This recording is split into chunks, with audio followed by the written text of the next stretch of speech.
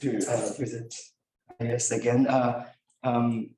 So first of all, I'm sorry, like my voice is a bit hoarse today because I don't have COVID, but it just maybe I haven't got much rest during the past few days.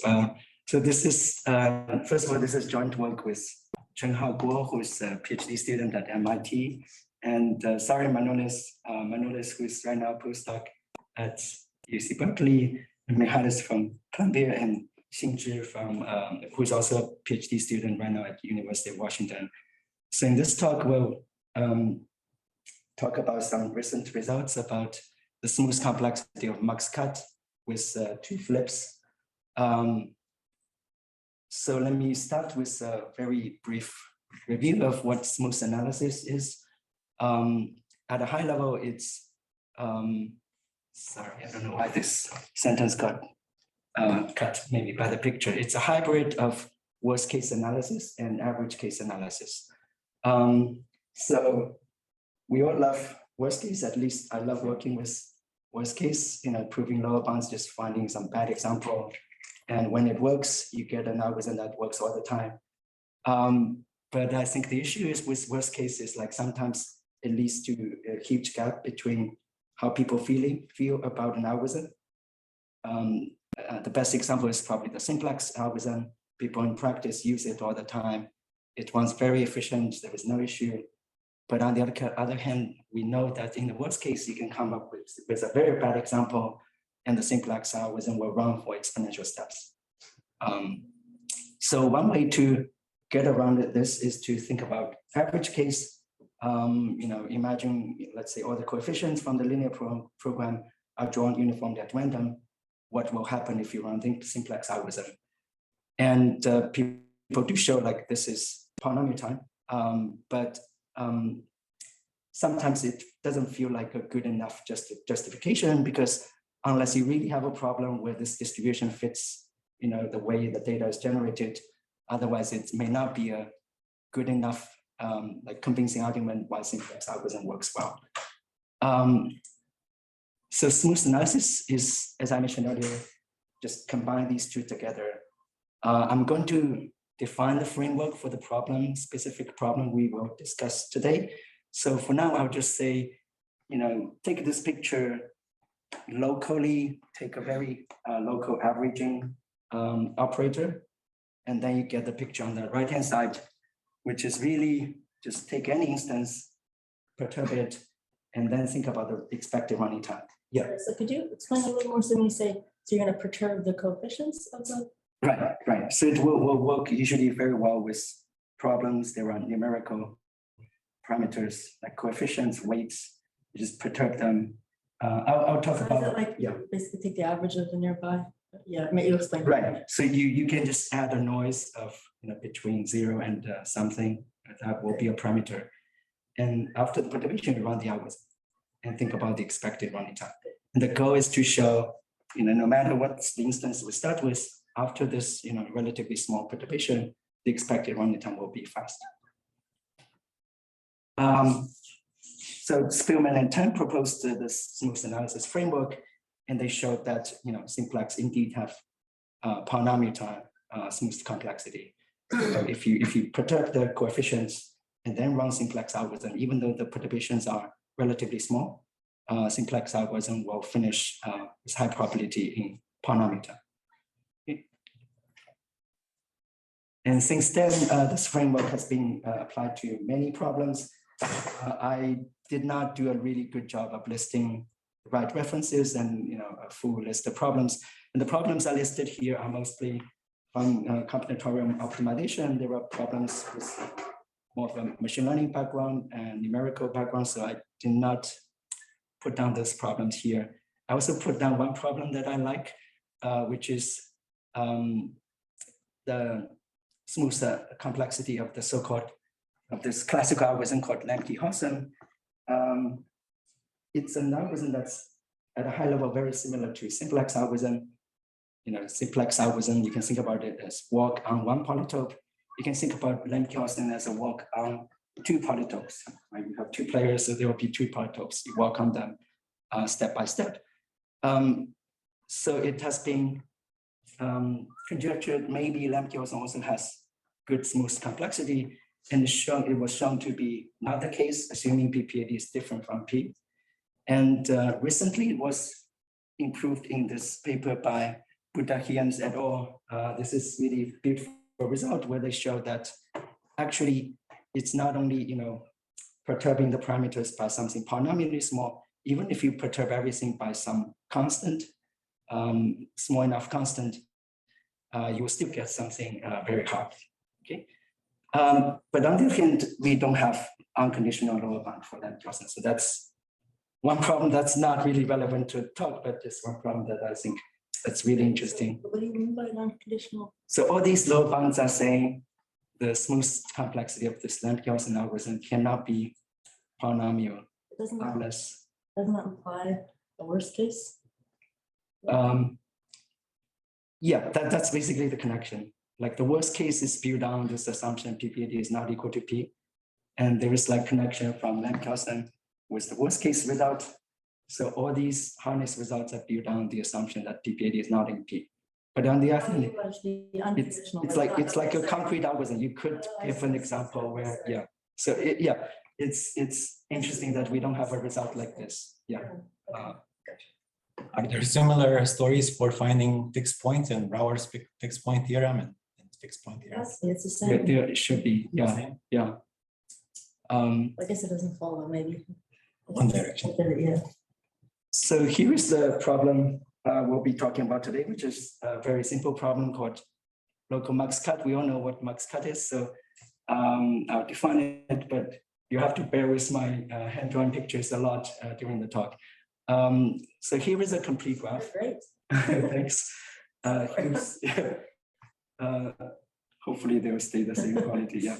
So this is a complete graph, and we have H weights, and let's say they are being normalized.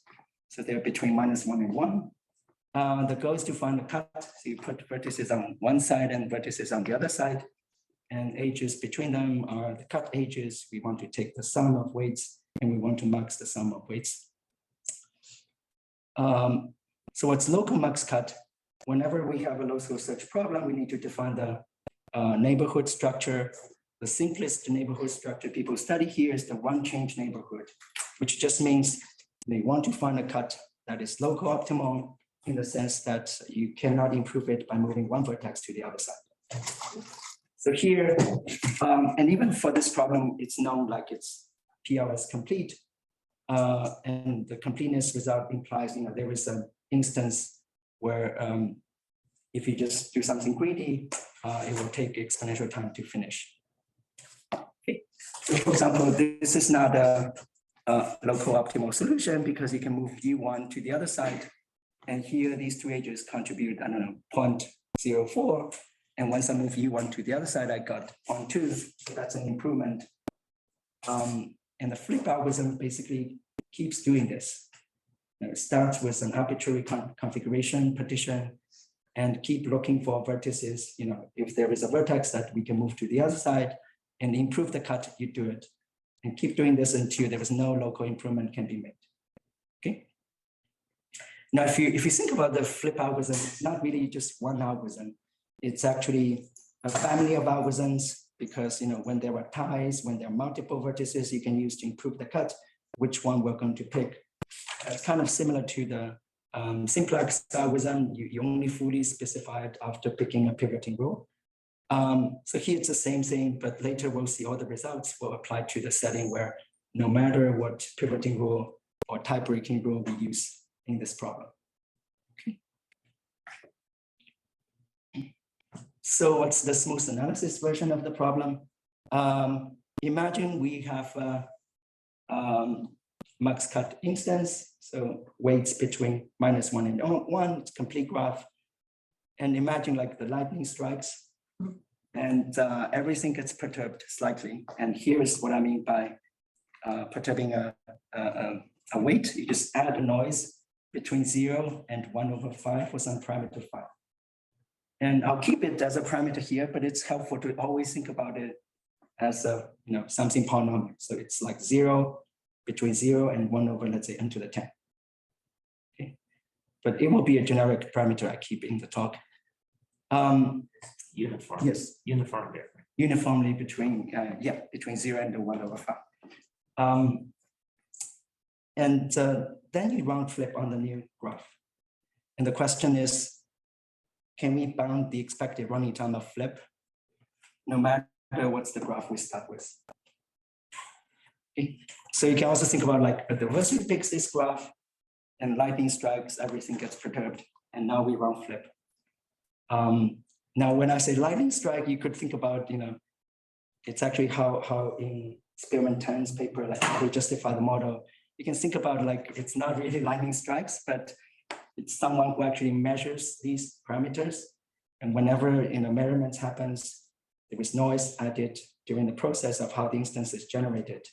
So that's why they actually use perturbations like the model to justify why simplex algorithm is. Could you just go back to the previous slide for 1 second? The previous slide. So this button's in PLS? This is in PRS and it's also PRS complete. So just the question of finding local. Right.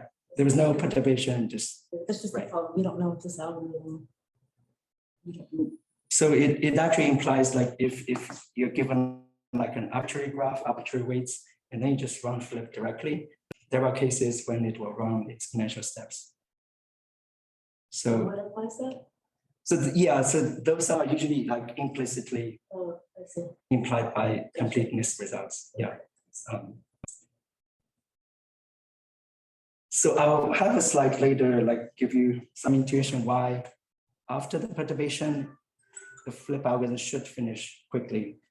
So can I ask one more question? Sure. So why is that the case and it's not the case for PPAD completeness? For PPAD completeness. For PPAD completeness, if you also do the same thing, like follow the path, then it also implies. Okay, it's just that algorithm that. Yeah, if you just follow the best response, it's not going to. It will also take exponential. The two-player simplex, whatever it's called. The Lemke-Hossan. That somehow means. Yeah, because now we start by perturbing the entries at the beginning. It's still local, but now you perturb. So if you don't perturb it, it's no. Yeah, I should say this. Like if you don't perturb it, there are instances. Yeah, but you could imagine those instances are very delicate, exponential precision, perturb it, everything. Right. So yeah, it's an interesting question. Like we know it should be hard, but we don't have like a game that's right. So these are the results, previous results about flip. So in this paper by Chen and Rowling, they show that you can actually bound the expected running time of flip by this parameter phi times n to the log n. So if you think about phi as a polynomial, this is really n to the log n. And then this was improved in 2007 by Angel et al. To polynomial in n. So now if this phi is polynomial, then we really get a polynomial here. And then this polynomial, the exponent was improved later in this paper by Pibak et al. But I do want to mention one thing, which is even though it may look like this paper improves the paper by Chen and Rowling, the instance is not comparable in the sense that this paper actually works for the so-called structured perturbation model. I'll talk about this at the end of the talk. I don't want to like introduce another model, but in one sentence, in this model, if you have an age is 0, you don't perturb it. You don't need perturb ages that are not 0. So you can start with a graph, some ages are not there, which means they're 0. Then in the perturbation, you don't perturb those ages. While in both of these papers, you have to perturb everything. Even if you have a 0 age, you perturb it. So what we are interested in is a larger neighborhood called the two-change neighborhood. So it's very easy to describe. Now you have this two-flip algorithm, which in each round you can flip 2 vertices, up to 2 vertices. Of course, it can also choose to flip 1 vertex, but it can also choose to flip 2 vertices. Maybe flipping any of these 2 vertices by itself cannot increase the cut, but maybe flipping both of them together, the cut can be improved. Okay, And it stops when you cannot find any two vertices to improve the cut. And it's the same question. It starts with any weight, add noise, and round to flip. What's the expected running time? Now, in addition to being a larger neighborhood, so usually when you have a larger neighborhood and you search for local optimum, you will get a solution that is of higher quality.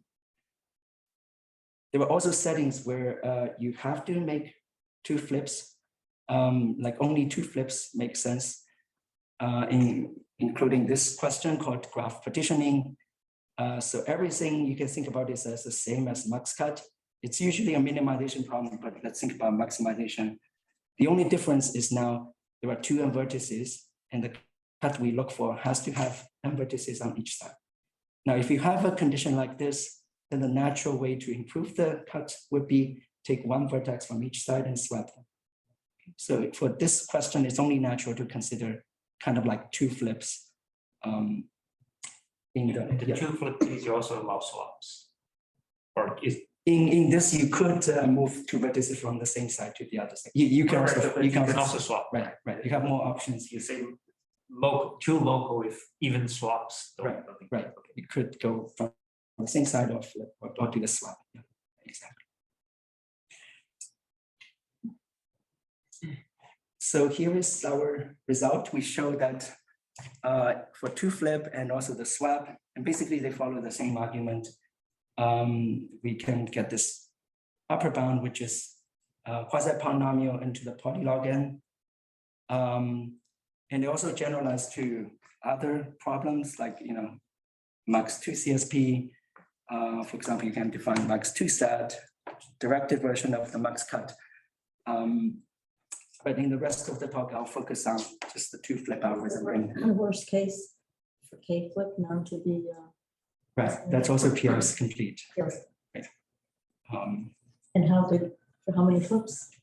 Basically, for any constant K, it's known to be. So I'm pretty sure every problem listed here, it's PR's complete if you don't perturb it.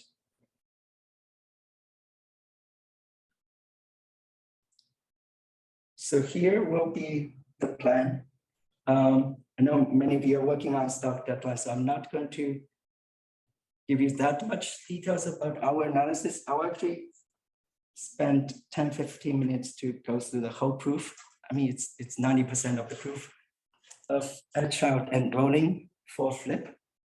We'll see. It's a beautiful proof. It's a paper that's this happened to me. Like I just read the paper, enjoyed reading it. You can really finish everything, get everything about it within 1-2 hours. They also did a very good job in the writing. So I'll show you basically everything, almost everything that's going on in their proof, and then we'll see what challenges we have, what we need to work on to make kind of adapt the high level framework of the proof to work for two flip. So some notation, Kn is the complete graph, the En is like all the entries to edges. This is the important notation that we'll use. Think about this X as age weights, and these are really random variables. Imagine like these are random variables, start with some initial value and gets perturbed by adding these independent noises. And I usually think about it as a vector. The vector is indexed by ages in the complete graph. So and choose two-dimensional vector. Is the initial ones fixed, or is it the random variables over the initial and then The random variable, fixed initially? there was some fixed initial weights and then they get perturbed. And you will see like in the proof, it's really like there was only one step that will use like what is X, how they are generated. Only one place we'll see. So here is the intuition I mentioned earlier, why these problems feel like, you run flip, it should not take too long to finish. So imagine this is the current cut. And let's say I moved U1 to the other side. You can write on the natural thing of what's the difference between the two cuts, which is what I call the improvement. So we gain this H U1, U2, U1, U3, we lose these two H's, so that's the improvement. And now think about how these are random variables, they're perturbed using noises between 0 and 1/5. What's the probability that this improvement is in this small interval 0 and epsilon? For some epsilon that we're going to pick later, it's going to be 5 times epsilon.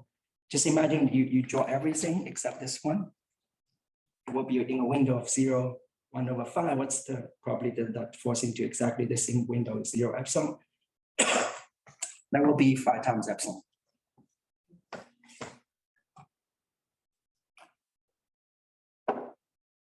That's kind of the only place we're going to use like how these are, what are these random variables?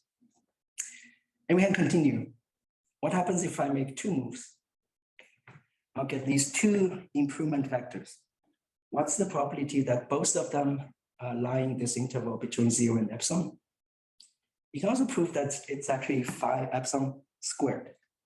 Okay, it's kind of like these 2 are independent events. So we get the square in the probability. And this can be generalized to K moves or K improvement vectors. But now this tricky thing shows up, which is probably what you're expecting. There should be some condition on these moves, right? So what are these vectors W1, Wk? Think about these W1, Wk as the +1, -1 vector. So this improvement, think about it as some +1, -1 vector in the product with the X vector. So that +1 vector is W1. It's very sparse. It's like 4 entries +-1. Every other entry is 0. Here is another vector, let's say W2. If, for example, these W1 through Wk are really independent, then we really get what we hope to get, which is like these events are independent, and we get phi epsilon to the k. In general, we get phi epsilon to the rank of these vectors. And here is the first attempt, which is not going to work, but it's like, once you see this, it's very tempting to prove this lemma, and then once the lemma is there, we'll finish the proof. So the lemma says, which is not correct, but it says that you can take any sequence of vertices. Think about the sequence as a sequence of moves, right? Every move is one vertex, move to the other side. So you can think about moves as a sequence of vertices. Let's say length 5n, it doesn't really matter, the 5 here. If you can show that the rank of improvement vectors, so there will be like 5n moves, so 5n vectors, you can show that the rank is omega n, and that claim we're done. Because you can do the following union bound. So this is, let's say I want to bound, what's the probability there is a sequence of length 5n, all the improvements are between 0 and epsilon. This is just the number of such sequences of length 5n. This is, okay, you need to specify where the vertices are initially. Like once you have that, you can write down these W vectors. And this is what we said earlier, phi epsilon to the omega n, because the rank is omega n. And once this is a probability, you can set epsilon to be something like this, and you plug it in, you will get that this is very tiny. And what does this say? It says that the most likely, every sequence of 5n moves, at least one move needs to make epsilon improvement. And that's nice because, every 5n moves, I make an improvement epsilon. I start with maybe -n square, finish with n square, because every h weight is ±1, between -1 and +1. So that would be an upper bound on how many moves there can be. And you can also see from this argument, like it doesn't really matter what's the pivoting rule. It really just saying there cannot be too many moves, a sequence that every move is improving. So unfortunately, this doesn't work. And here is why. Imagine you have a move sequence that's 5n, but only n to the 0.1 vertices appear. Okay. Then you can work a little bit on the weight vector on the improvement vectors, you'll realize like you can never get rank higher than n to the point 2. And that's totally likely. You know, you could have a sequence of moves where you only work on a small subset of vertices, even though it's a tiny, you know, relatively small set of vertices, the moves can take like length 5. So then the next lemma one would try to prove is the following, which we'll see that it's close, it's not good enough. It's true. So this lemma says that take any sequence of length 5n, there should be a window, you know, substring, but I usually call those windows.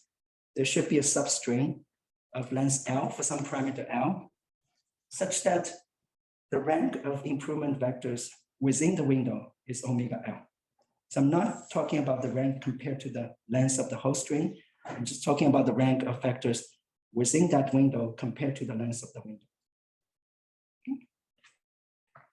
And that helps us get rid of the first factor in the union bound. Why? Because now I don't need to union bound over all strings of length 5n. Right? I know that every string of length 5n has a good window. I don't know what's the length, but it will be a length between 1 and 5n. The crucial thing is now I don't need to pay n to the 5n. I just need to pay over all these windows of length L. So pay a factor of n to the L. Now the annoying thing is that this 2 to the n is still there. Why the 2 to n is still there? Because I still need to know the initial configuration of all vertices in order to write down those W1, W2 vectors. So it'll be really nice if I can get rid of this 2 to the n. If we can replace this by 2 to the L, then we'll be done. Basically what I showed on the previous slide, you set the upsum carefully and everything will be okay. And hopefully this gives you this idea that you know, it's important to look at these so-called active vertices and inactive vertices. What vertices are active? You know, those moved at least once in the sequence. Let's call those active vertices. And vertices that didn't move during the whole sequence, we call those inactive vertices. The issue here is like we paid for all vertices, including both active and inactive vertices. We want to only pay for those active ones. And then there was this very natural notion called arcs, which can help us like only pay for active ones. Okay. And it's very natural. You take a sequence, you know, if it's long enough, there will be vertices appear multiple times. You take any two moves that use the same vertex, you know, in this case, both move to U1. And you think about what's the total improvement from these two moves. And think about vertices that never moved between these two moves. And I claim those doesn't matter, they will cancel out. Imagine this is W, it has never moved between these two moves. And here you would gain U1W, but here you will lose U1W. So if I sum up the two improvements, they will get canceled out. And that's nice because, for example, in this case, if we sum up the improvements, we'll get this factor, which, you know, has nothing to do with vertices that are inactive. And then here is the key lemma. Once the notion of arcs is there, in their paper, they show that you can take any sequence of length 5n. There must be a window, a substring of length L for some L, so that if you look at arcs in that interval, in that substring, the length, the rank of, you know, these improvement vectors we get from arcs is pretty large. It's omega L over log n. Okay. By improvement vector of an arc, I just mean sum up the improvement vectors of the two moves. And once we have this lemma, this union bound works, sum up over all the L. We pay for n to the L because that's how many strings, how many sequences of length L are there.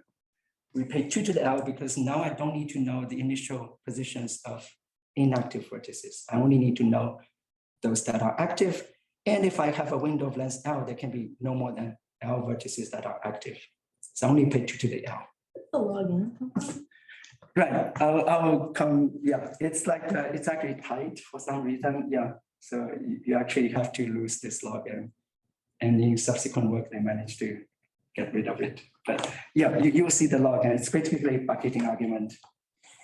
Without log and bucket, you lose log factor here, there. Yeah, and then everything works out. So this is again Like the length of the thing, you're bucketing the length of the arcs, right? And somehow there is a tight example. You actually have to lose that log in.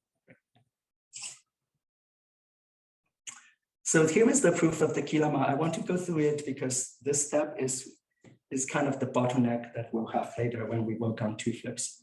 So how do they prove the key lemma? So again, the key lemma says that I have a string that's long enough. There is a window where I have arcs, and those arcs give me rank at least L over log n. So it has the following two steps. The first step is very combinatorial. It's really just work on like a string. It has nothing to do with arcs or anything. It just says, if you have a sequence of 5 vertices, sequence is long enough, then there is a window such that if you count how many vertices appear at least twice in that window, that will be L over log n. And this is tight. You can construct an instance where you have to lose this log n. And the second step says, if you have arcs with distinct vertices, you can get rank from these arcs. Okay, and let me show you how this is done. It's like very quick, one slide. So let's say this is a picture. We have some arcs, an arc of U1, arc of U2, U3, U4, U5. So these are five arcs over distinct vertices. You write down these improvement vectors. Here I didn't put in the 2, it doesn't matter. I didn't put in carefully the plus minus, they also doesn't matter. But here are kind of how the improvement vectors look like.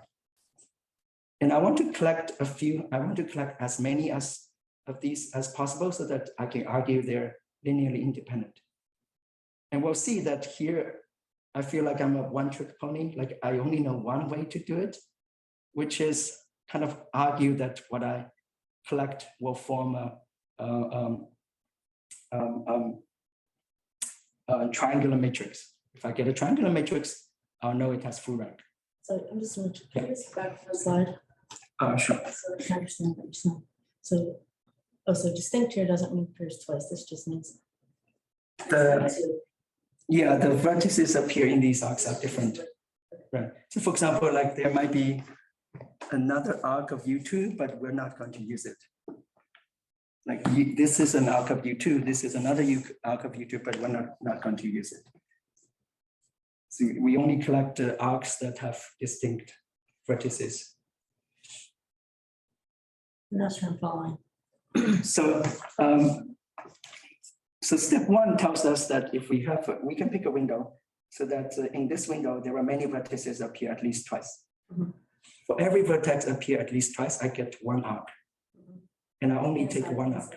Like even though if it appeared 10 times, I could take 9 arcs, but I only take 1. So this way I get arcs with distinct vertices. And now I want to argue like these. Like arc to arc is their distinct. Right, we'll see like arc to arc, it will cause us trouble. Like it would be more difficult to argue they're independent. I see 1 arc for U1, 1 arc that's Right, exactly, yeah. So the paper that improves it will do something to get around this. So how I argue like high rank, it's very simple. For the first arc, I'll just take U1, U3 as a witness. Okay, witness just means okay, it's the entry is non-zero, and if I can pick more arcs so that none of these arcs contain U1, U3 entry, I know this is independent from future arcs I pick. And for that, I just delete this one, the U3 arc. And then you think about it, this arc can never have U1, U3 because a U2 arc, we get it by moving U2 twice. And whenever you move U2, the H we affect has to contain U2. So U1, U3 H will never appear here. You will never appear here. You can just repeat this. You gain 1 rank by deleting 2 arcs. You lose a factor of 2, but that's okay. Okay. So that's basically everything in their proof except this lemma, which is, you need to do a bucketing argument where you lose the log n, but it's like a pure string fact.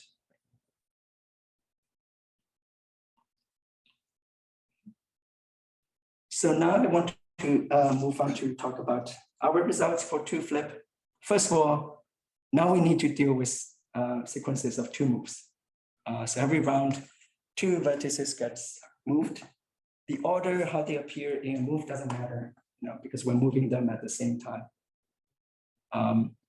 So the first thing that is, I think, quite natural is we're going to need to replace the arcs by something else. And if you think for some time, the most natural notion would be cycles. So here is the sequence of moves.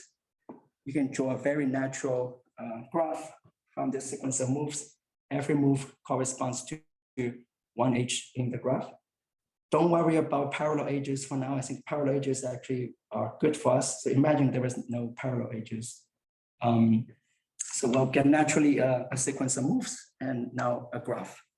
Okay. And then you can actually prove that whenever you have cycles in the graph, they can help us cancel out those annoying inactive vertices. Okay. There is actually some technical issue we need to handle, like this cycle needs to be so-called dependent, like there's some nice property about the cycle holds, otherwise we can't really cancel the inactive vertices, but I want you to ignore that for the talk. Just think about cycles. Every time you have a cycle, that's like an arc. You get something, improvement vector, and the improvement vector doesn't have anything about the inactive vertices. Okay. Then the rest is, it's kind of the same framework. So let's say I start with a sequence of moves. Now every move is a pair of vertices. I want to find a window. I want to find a substring of length L. And then I want to find cycles in this window. And I want the number of cycles to be roughly the same as L. And then I want to argue that they're linearly independent. If I get all these, then basically the same union bound argument would work. And this is the only way I know how to argue the cycles are independent. C1, there is some age, the x E1 appears in the vector, and C2 has this x E2, and make sure this E1 doesn't appear in C2, C3. Make sure that this E2 doesn't appear in C3, C4, CK. If we have a off-diagonal triangular matrix like this, then we know it has full rank. So here is the some wishful thinking that will not work. What if we can prove a lemma which says that, if I have any sequence of moves that's long enough, let's say n log n, there is always a substring. You plot the graph using that substring, and somehow every vertex has degree roughly log n. Okay, some large but not too large degree. And let me convince you, if I get a graph like this, what we want would be true. Okay, so how do I collect the cycles? I'll just pick a cycle, and the cycle will give me an improvement vector. The improvement vector will have one entry that's non-zero. Let's say U1, U3 entry is not zero. And I want to make sure that in the future, cycles that I pick don't have this witness. And it's very easy to do. You just delete U1, delete U3 from the graph. And you can make sure that U1, U3 will never appear in cycles that we pick in the future, right? Because it's the same thing we argued before. If you want to have U1, U3 appear as a witness in a cycle, either U1 or U3 has to appear in the graph. So if I delete U1, U3 from the graph and pick another cycle in the rest of the graph, I will make sure, this will make sure that the new cycle will not have U1, U3 as a witness. Okay. But the bad thing is this is not true. And you can think about the bad sequence as follows. Like you kind of have the vertices divided into two types, those that appear very frequently and those that appear with much lower frequency. And every edge is an edge between a frequent vertex and not so frequent vertex. Then what we'll get is a graph, kind of like bipartite. On one side, you have low degree vertices. On the other side, you have high degree vertices. Now we cannot afford to delete, two vertices from both sides because the high degree vertex will cause us a lot of trouble. So here is the lemma that we can actually prove, which says that if you start with a sequence that's not enough, then there will be a substring which will give us a bipartite graph like this. The left-hand side, that's nice. It has degree log n, roughly, which is what we want. On the right-hand side, we don't have any bound on the degree. So the right-hand side could have degree like root n or n to the 0.1. They could have very large degree. And why that is bad? That is bad because if I have a cycle that has these two as a witness, this one I can delete easily because that only remove log n edges in the graph. I have this graph with n log n edges with deleting log n edges, I can still find a cycle. But I cannot afford to delete this vertex because it may have root n edges. I cannot afford to delete root n edges just to gain rank 1. So the main tricky thing that we did in the proof is that we realized that we can overcome this difficulty by introducing the notion of split graph. So again, this is the bipartite graph we get. And imagine like I have picked some cycle and I want to make sure that in the future, all the cycles I pick don't have UV as the witness. Okay. For U, I'll just delete it because that removes log n edges in the graph. That's okay. It's a very small impact, very small price I can afford. So I just delete U. For V, I cannot afford to delete it because it may have degree much higher than log n. But somehow we managed to show that you don't need to delete this vertex.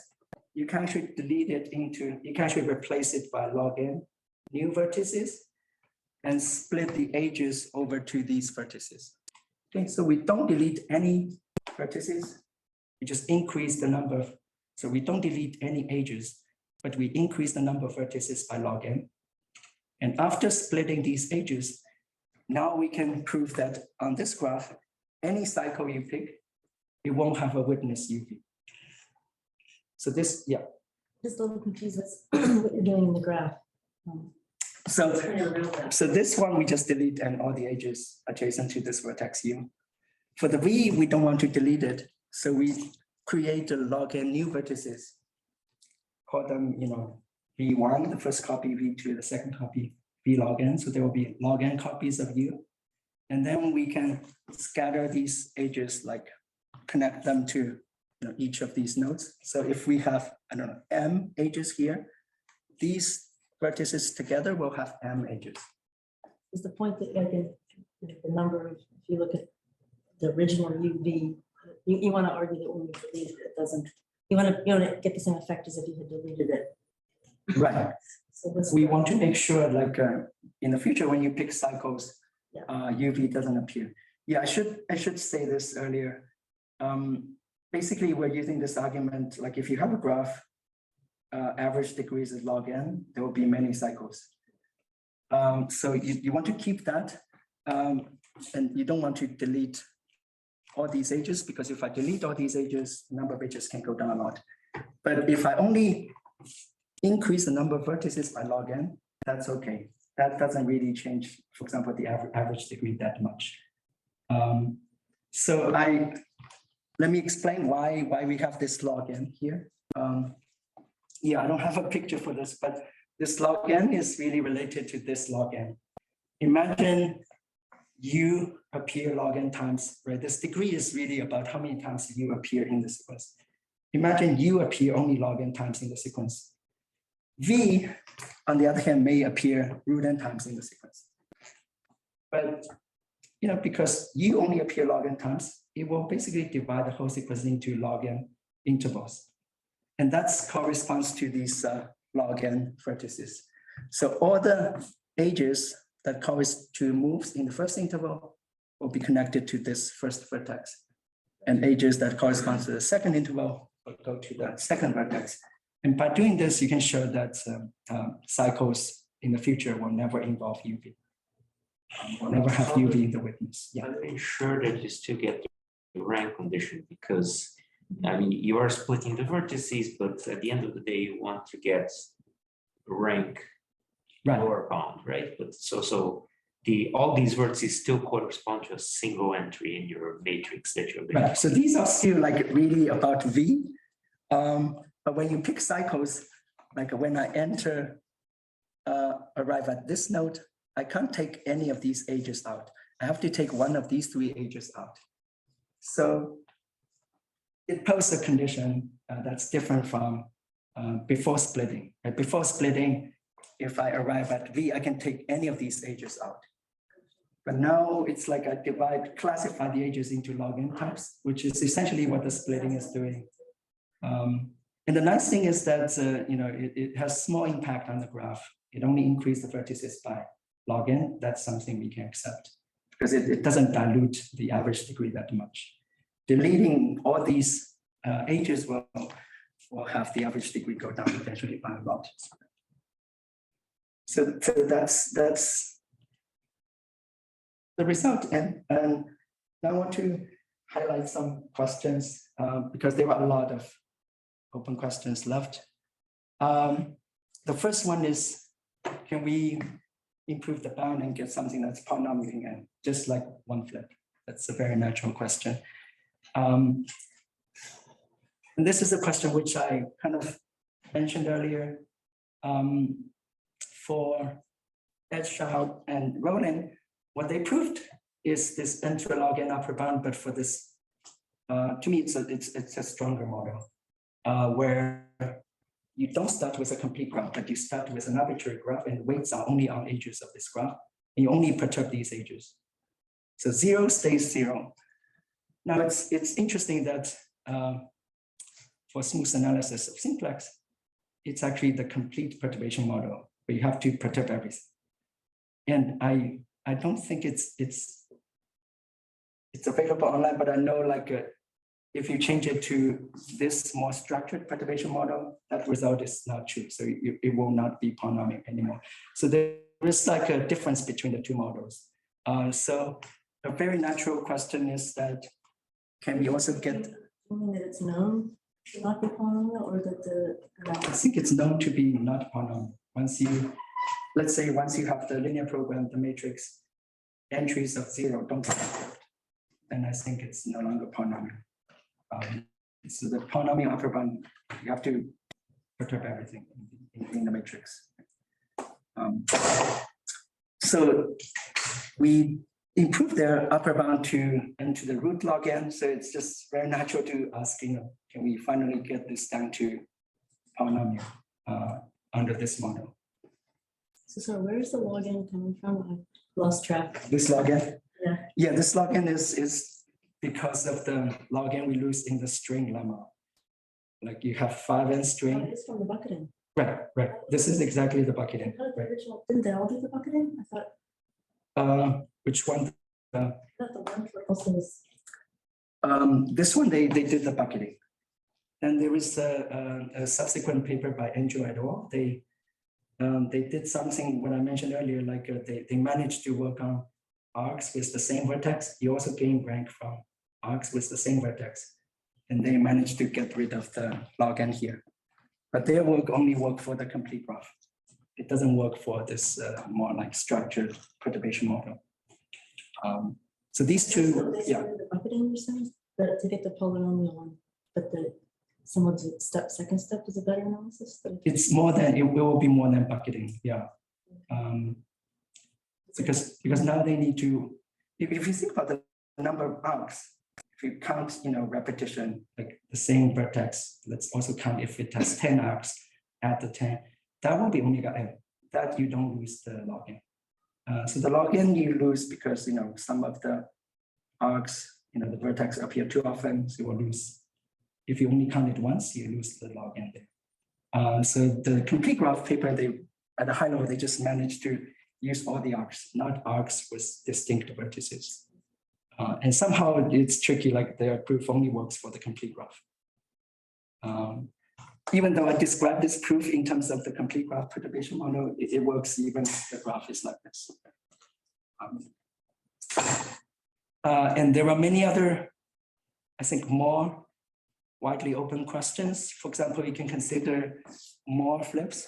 And there is also this, I think, I don't really know this very well, but there is this classical heuristics, Koenig-Lane. It's hard to describe algorithm, but one thing I can say is that in each run, potentially you can flip unbounded many vertices. So you don't really have a bound on how many vertices it moves to the other side.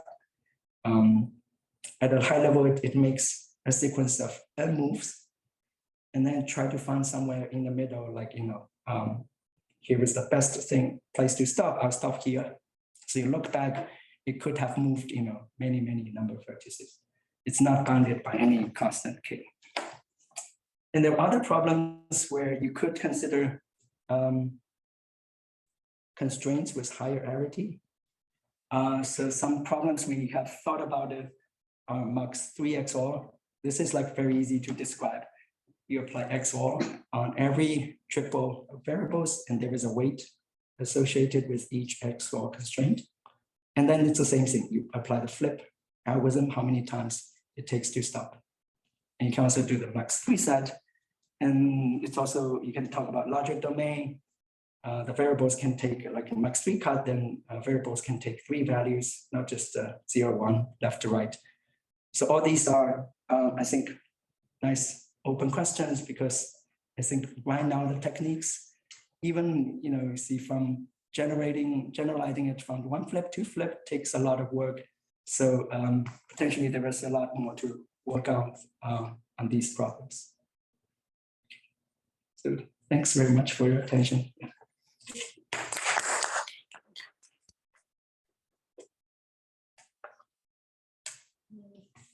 One more question. So how much work has been done on like how good the approximation is for a flip? I mean, like how good the quality, Yeah. that I don't know. Yeah. I know, for example, there are papers about, for example, Koenig-Lane, like how good that is. But I don't know if it's theoretical or it's more like emperor observations.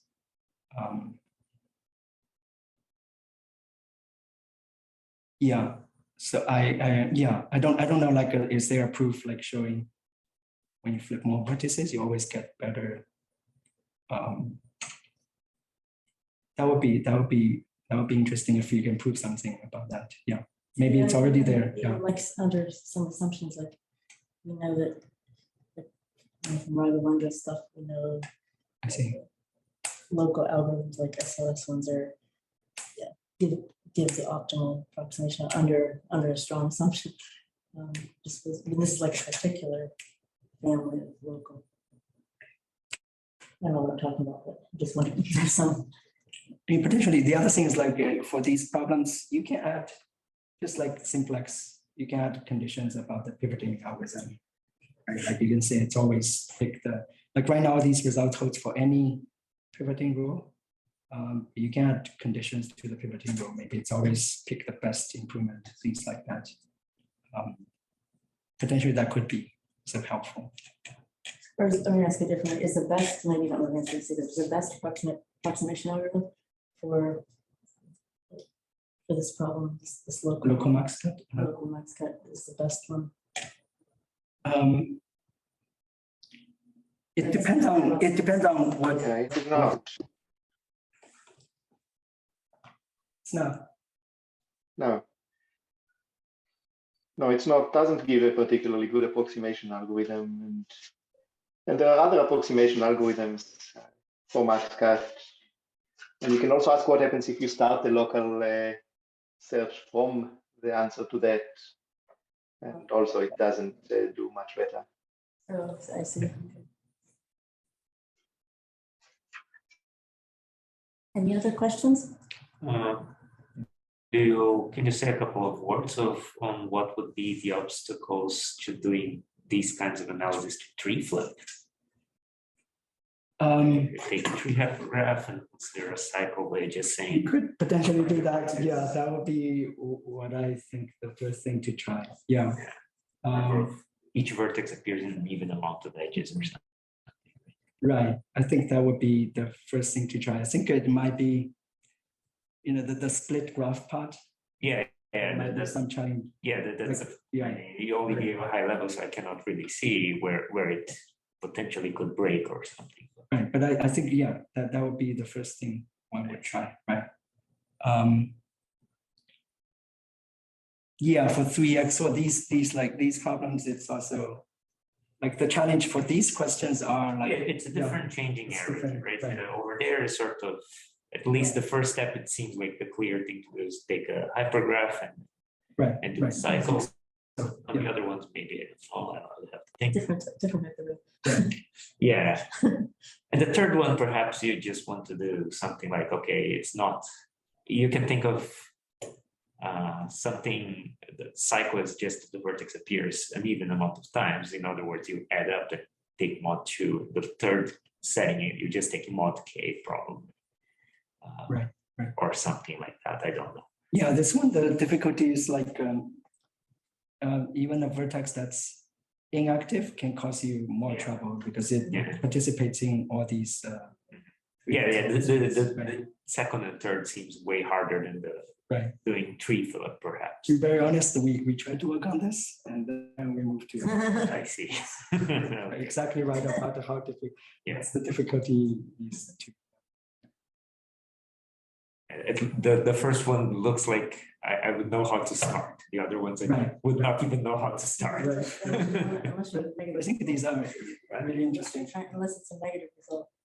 Yeah, That would be even better. Yeah, I would say even better because I really kind of think about like what's the dream result. The dream result is like you can really generalize this to any K. Like forget about the K flip, just flip for any CSP. That would be amazing. But yeah, I don't know if that's true. There might be lower bounds. Great, thanks again.